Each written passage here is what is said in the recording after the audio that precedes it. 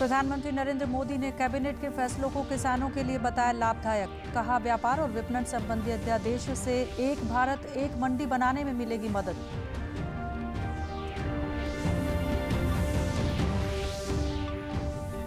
कोविड-19 से संबंधित ऑनलाइन परीक्षा लेगा हरियाणा विद्यालय शिक्षा बोर्ड। 6 जून को होने वाली परीक्षा के लिए 1,27,000 बच्चों ने कराया रजिस्ट्रेशन।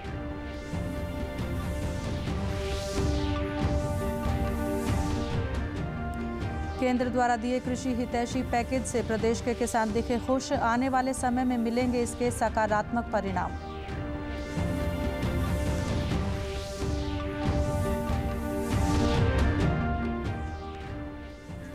और कोरोना के खिलाफ हिसार जिला प्रशासन लोगों को रखेगा अपडेट। गूगल मैप से जोड़े कंटेनमेंट और बफर जोन। नमस्कार, मैं मंजू सिंधु और अब खबरें विस्तार से। प्रधानमंत्री नरेंद्र मोदी ने कहा है कि मंत्रिमंडल के फैसलों से ग्रामीण भारत, खासतौर पर हमारे मेहनती किसानों पर पूरा असर पड़ेगा। अपने ट्वीट संदेश में प्रधानमंत्री ने कहा कि कृषि से संबंधित एक अरसे से लंबित सुधारों में आमूल परिवर्तन होगा। कृषि उत्पादों के व्यापार और विपणन संबंधी अध्यादेश से एक भारत एक मंडी बनाने में मदद मिलेगी। उन्होंने कहा कि इस अध्यादेश में ऐसे प्रावधान हैं जिनसे टेक्नोलॉजी का उपयोग बढ़ेगा और विवाद समाधान प्रणाली में समाधान में मदद मिलेगी। प्रधानमंत्री ने कहा कि किसानों को कीमतों और कृषि सेवाओं का आश्वासन देने वाले अधिनियम से हमारे किसानों के हितों का संरक्षण होगा और वे थोक तथा फुटकर विक्रेताओं, निर्यातकों और अन्य पक्षों के साथ अपनी मर्जी से समझौते कर सकेंगे। प्रधानमंत्री नरेंद्र मोदी ने आज ऑस्ट्रेलिया में अपने समकक्ष ऑस्ट्रेलिया के स्कॉट मॉरिसन के साथ वर्चुअल शिखर वार्ता की। प्रधानमंत्री ने ऑस्ट्रेलियाई प्रधानमंत्री स्कॉट मॉरिसन के साथ पहली बार भारत ऑस्ट्रेलियाई वर्चुअल समिट को संबोधित करते हुए कहा कि दोनों देशों के बीच संबंधों को सशक्त करने का यही उपयुक्त समय है। शेयर करने के नाते हम दोनों देशों का कर्तव्य है कि इन अपेक्षाओं पर हम खरे उतरे और इसलिए वैश्विक कल्याण के मूल्य जैसे लोकतंत्र, rule of law, freedom, mutual respect, international institutions का सम्मान और पारदर्शिता आदि को अपहोल्ड करना और प्रोटेक्ट करना हमारी सैक्रेड रिस्पॉन्सिबिलिटी है। यह एक प्रकार से भविष्य के लिए हमारी धरोहर है। आज जब अलग अलग प्रकार से इन वैल्यूज को चैलेंज किया जा रहा है तो हम आपसी संबंधों को मजबूत करके इन्हें सशक्त कर सकते हैं। कोरोना महामारी का जिक्र करते हुए प्रधानमंत्री ने कहा कि दुनिया को इस महामारी के आर्थिक और सामाजिक दुष्प्रभावों से जल्द निकालने के लिए दोनों देशों के बीच व्यापक साझेदारी की भूमिका महत्वपूर्ण होगी। प्रधानमंत्री ने कहा कि भारत सरकार ने इस संकट को एक अवसर की तरह लेकर सभी क्षेत्रों में व्यापक सुधारों की प्रक्रिया शुरू की है।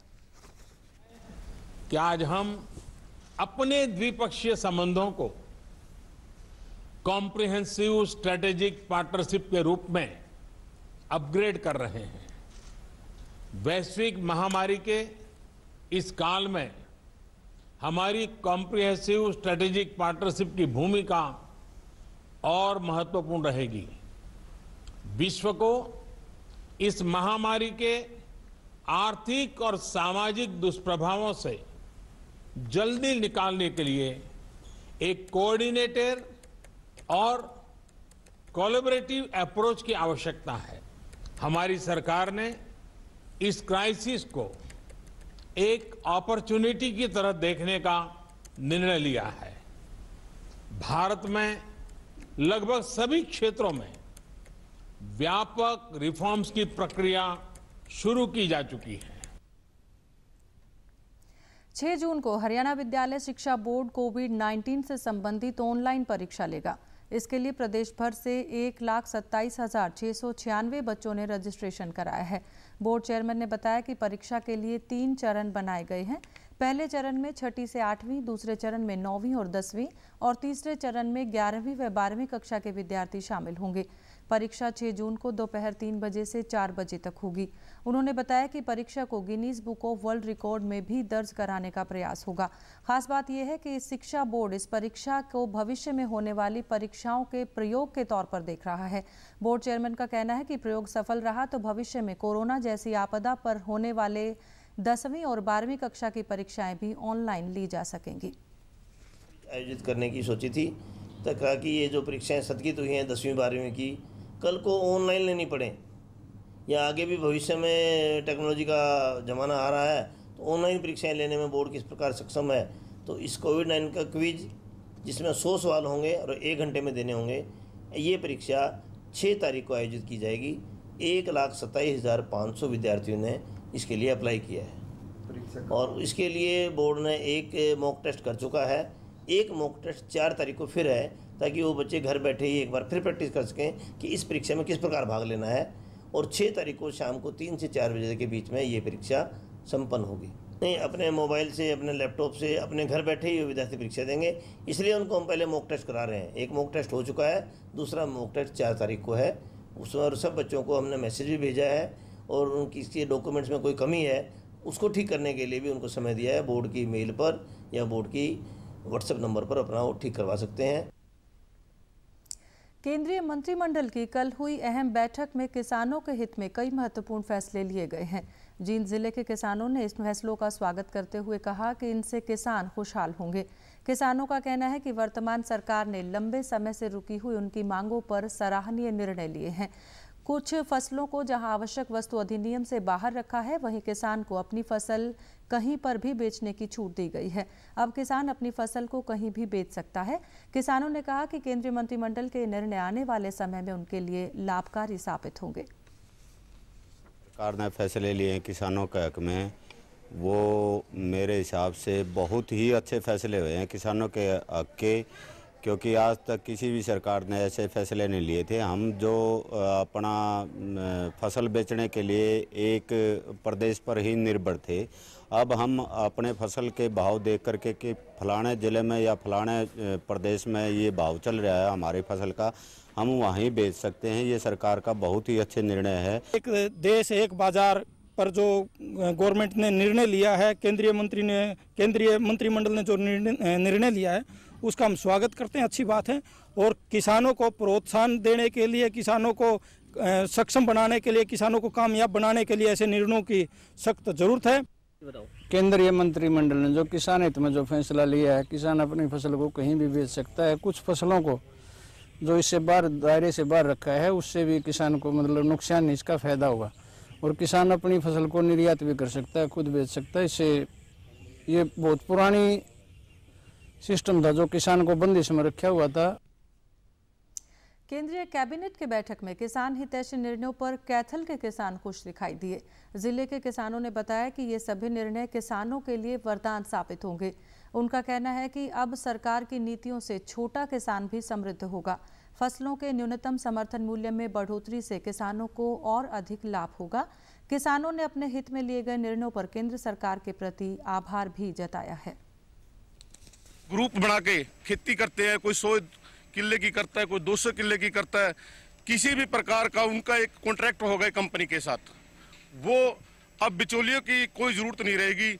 सीधा कंपनी से जो भी जमींदार का कॉन्ट्रैक्ट होगा, वो कंपनी चाहे उस टाइम मौके पे कोई भी सिस्टम हो, लेकिन जो कॉन्ट्रैक्ट एक किसान के साथ फर्स्ट टाइम में किया जाएगा, वो कॉन्ट्रैक्ट वो कंपनी देने का काम करे। किसानों के लिए एक सुनहरा दिन साबित हो सकता है, क्योंकि उन्होंने घोषणा की है कि कोई भी छोटा किसान जो अपना कम लागत से कम खाद, दवाई, पेस्टिसाइड कम यूज करके जो भी अच्छी फसल उगाएगा उसका एक एक दाना खरीदा जाएगा। और इसके अलावा जो भी किसान भाई अपनी एफपीओ या समूह बना के लार्ज स्केल पर किसी भी प्रकार की, चाहे वो फल की हो, सब्जी की हो या अनाज की हो, किसी भी फसल का उत्पादन करेंगे तो उनकी डायरेक्ट सेलिंग के हिसाब से किसी कंपनी के साथ अनुबंध कराया जाएगा, जो सरकार डायरेक्ट सेलिंग के हिसाब से उनकी खरीदेगी। जो कृषि मंत्री ने बयान दिया है उसके मुताबिक छोटे किसानों को जो कम पानी यूज की तरह जैसे गन्ना वगैरह या अन्य फसल लगाएंगे उसको सरकार सीधे तौर पे खरीदेगी। इससे किसानों को बहुत ज़्यादा फायदा होगा।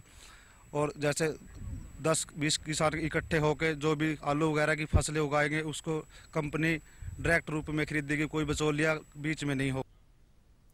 कृषि सुधारों की दिशा में केंद्र सरकार द्वारा बुधवार को प्रमुख कृषि उत्पादों को आवश्यक वस्तु अधिनियम के दायरे से बाहर करने के फैसले पर सिरसा के किसानों ने खुशी जताई है। उनका कहना है कि अब बिना किसी बाधा के वे दूसरे राज्यों में भी आसानी से अपनी फसल को बेच पाएंगे। बिचौलियों की भूमिका भी अब नहीं रहेगी तो उनकी आमदनी भी बढ़ेगी। किसानों ने कहा कि सरकार के इन फैसलों से उन्हें काफ़ी मदद मिलेगी और वे अपने विकास के लिए ज़्यादा विकल्प अपना सकेंगे। जो राजस्थान या पंजाब का आदमी हमारे हरियाणा में आता था वो नहीं बेच सकता और हम पंजाब में नहीं बेच सकते तो राजस्थान में बेच सकते। आज जो सेंटर सरकार ने सही फैसला लिया है भी कोई अदर स्टेट कहीं पे भी फसल बेच सकता है। इस फैसले से हम ज़मींदारों में बहुत खुशी है। किसान अपनी फसल कहीं भी जाके बेच सकता है, इसका बहुत अच्छा किसानों को भी लाभ मिलेगा क्योंकि किसान डायरेक्ट तो चाहे बेशक बाहर नहीं ले जा सकता, लेकिन अब उसकी जिन्नस जो है उसकी फसल है वो बाहर चली जाएगी, चाहे व्यापारी लेके जाए चाहे कोई कंपनियां लेके जाएं तो उस पर बैन नहीं रहेगा। तो किसान को इससे मतलब जो है ना वो फाइनेंशियली फ़ायदा होगा। बाकी तो आगे जैसे जैसे कानून का होगा जाएगी क्योंकि ये पुराने टाइम में लागू किया गया। बहुत अच्छा फैसला लिया है गवर्नमेंट ने, ये मौके पर तो बहुत अच्छा लिया है। हम सारे जिम्मेदार हैं ना, हम सब खुश हैं इसमें कोई निराश नहीं है। इसका फ़ायदा हम हमारा धन है हर कहीं बेच सकते हैं। उधर हरियाणा के कृषि एवं किसान कल्याण मंत्री जयप्रकाश दलाल ने भी केंद्रीय मंत्रिमंडल द्वारा कृषि उपज के बाधा मुक्त अंतर्राज्यीय व्यापार को बढ़ावा देने के निर्णय का स्वागत किया है। उन्होंने कहा कि ये निश्चित रूप से एक देश एक कृषि बाजार बनाने का मार्ग प्रशस्त करेगा। उन्होंने कृषि लागत एवं मूल्य निर्धारण आयोग की सिफारिशों को भी स्वीकृति देने का स्वागत किया। कृषि मंत्री ने बताया कि लॉकडाउन के बावजूद सरसों, गेहूं व अन्य रबी फसलों की रिकॉर्ड खरीद हुई है। अब 5 जून से सूरजमुखी की खरीद भी शुरू कर दी जाएगी। हिसार जिला प्रशासन कोरोना के खिलाफ जारी अभियान में लोगों को लगातार अपडेट रख रहा है। इसी चरण में जिला प्रशासन द्वारा hisar.gov.in पर हेल्पलाइन से लेकर जिले के कंटेनमेंट और बफर जोन की जानकारी उपलब्ध कराई जा रही है। गूगल मैप के माध्यम से इन्हें देखा जा सकेगा। वेबसाइट पर कोविड-19 का स्पेशल लिंक बनाकर वहां कोरोना से संबंधित सूचनाएं आम जन के लिए उपलब्ध करवाई गई है। इन सूचनाओं को नियमित रूप से अपडेट भी किया जा रहा है। जिले में कोविड-19 टेस्ट किए जाने वाले सभी स्थानों की लोकेशन भी यहां पर उपलब्ध है। उपायुक्त डॉक्टर प्रियंका सोनी के अनुसार हिसार इस तरह की जानकारी देने वाला प्रदेश का पहला जिला होगा। और प्रदेश से जुड़ी खबरों को विस्तार से जानने के लिए आप हमारे साथ फेसबुक, ट्विटर और यूट्यूब के माध्यम से भी जुड़ सकते हैं। हमसे जुड़ने के लिए आप हमारे सोशल मीडिया हैंडल को फॉलो कर सकते हैं। राज्य सरकार सोहना और पानीपत में औद्योगिक पार्क बनाने की योजना पर काम कर रही है। 2 औद्योगिक पार्कों के अलावा प्रदेश में एक मेडिकल पार्क भी बनाया जा सकता है। HSIDC के प्रबंध निदेशक अनुराग अग्रवाल ने बताया कि राज्य सरकार का इलेक्ट्रॉनिक्स सामान की औद्योगिक इकाइयों के लिए सोहना में 400 एकड़ में और बल्क ड्रग की इकाइयों के लिए पानीपत में 800 एकड़ में औद्योगिक पार्क बनाने का प्रस्ताव है। उन्होंने निजी कंपनियों के अधिकारियों से वेबिनार के बाद बताया कि सरकार प्रदेश में विदेशी निवेश को आमंत्रित करने के लिए कई कदम उठा रही है। मुख्यमंत्री मनोहर लाल ने पिछले दिनों अमेरिका व जापान के निवेशकों से वीडियो कॉन्फ्रेंसिंग कर उन्हें हरियाणा में औद्योगिक इकाइयां लगाने का निमंत्रण दिया है। औद्योगिक इकाइयों के लिए भारत सरकार द्वारा की गई घोषणाओं के मद्देनजर इलेक्ट्रॉनिक्स, कल पुर्जे तथा मेडिकल उपकरण के क्षेत्र में हरियाणा में काफ़ी निवेश आने की संभावना है। उन्होंने ये भी बताया कि हरियाणा सरकार दवा बनाने में प्रयुक्त होने वाली सहायक सामग्री बनाने की अधिक इच्छुक है। इसके लिए मुख्यमंत्री ने केंद्र सरकार को पत्र भी लिखा है। हांसी के सभी पुलिस थानों और चौकियों में कोरोना से बचाव के लिए प्रशासन द्वारा व्यापक प्रबंध किए जा रहे हैं। सैनिटाइजेशन के बाद भी बाहरी व्यक्तियों को अंदर आने दिया जा रहा है। सभी कर्मचारियों और आगंतुकों के लिए मास्क पहनना भी अनिवार्य किया गया है। इसके अलावा थाने व चौकियों के बाहर एक प्लास्टिक की लेयर बनाई गई है। प्राथमिक तौर पर तापमान जांचने और आवश्यक जानकारी जुटाने के बाद ही लोगों को अंदर आने दिया जा रहा है। पलवल जिले में प्रधानमंत्री गरीब कल्याण योजना के महिला लाभार्थियों के बैंक खातों में जून महीने में 500 रुपए की धनराशि जमा करवाने का शेड्यूल जारी कर दिया गया है। अग्रणी बैंक प्रबंधक बीबी बंसल ने बताया कि जिले में योजना से 1,14,995 महिला खाता धारकों को लाभ होगा। उन्होंने बताया कि लाभार्थियों के खाते के अंतिम अक्षर के आधार पर धनराशि का भुगतान किया जाएगा। उन्होंने लाभार्थियों से ये भी अपील की है कि बैंक में रुपए निकलवाने के लिए सरकार द्वारा जारी नियमों के अनुसार ही आएं, ताकि सोशल डिस्टेंसिंग के नियमों की पालना हो सके। जिले के सभी सरपंचों, सचिवों और पटवारियों को भी इन नियमों के बारे में ग्रामीणों को जागरूक करने के लिए कहा गया है। शेड्यूल बनाने का मकसद सिर्फ यही है कि बैंकों में एक दिन में ज़्यादा भीड़ या रश ना हो और लोग अपनी सुविधा के अनुसार 5 दिनों में ये राशि उन्होंने बांट दी है। शाखाओं को भी हमने निर्देश दे दिए हैं कि सोशल डिस्टेंसिंग के जरिए लोगों को दूर दूर खड़ा करके पैसे दिए जाएं। बाहर घेरे ब्रांचों के अंदर बना दिए गए हैं ताकि लोगों में 3-4 गज की दूरी बनी रहे। मास्क लगा के लोग आएँ। सैनिटाइजर गेट पे रखवा दिया गया है ताकि लोग सैनिटाइज करके। पलवल के शेखपुरा मोहल्ला की कौशल्या ने बताया कि लॉकडाउन के दौरान उनके जनधन खाते में अप्रैल व मई माह के दौरान 500 रुपए की धनराशि मिली। इससे उसे अपना घर खर्च चलाने में मदद मिली। जून महीने की राशि भी जल्द मिलने पर कौशल्या ने केंद्र सरकार का आभार जताया। इस लॉकडाउन में जो भी मोदी जी ने वो जनधन योजना की स्कीम खोली थी, उसकी वजह से मुझे जो 500 रुपये का बेनिफिट हुआ था, उससे मुझे काफ़ी फ़ायदा हुआ था। घर बैठे हुए हम खाली बैठे हुए थे, उससे 500 रुपये में हमारे घर की अर्थव्यवस्था में काफ़ी अच्छा सुधार हुआ था और मैं उसके लिए धन्यवाद करूंगी मोदी जी को। अंत में इस बुलेटिन के मुख्य समाचार एक बार फिर। प्रधानमंत्री नरेंद्र मोदी ने कैबिनेट के फैसलों को किसानों के लिए बताया लाभदायक। कहा, व्यापार और विपणन संबंधी अध्यादेश से एक भारत एक मंडी बनाने में मिलेगी मदद।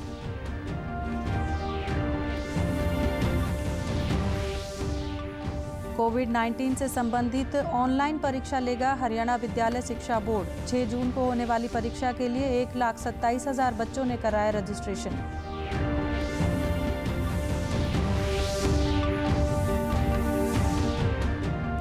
केंद्र द्वारा दिए कृषि हितैषी पैकेज से प्रदेश के किसान दिखे खुश। आने वाले समय में मिलेंगे इसके सकारात्मक परिणाम।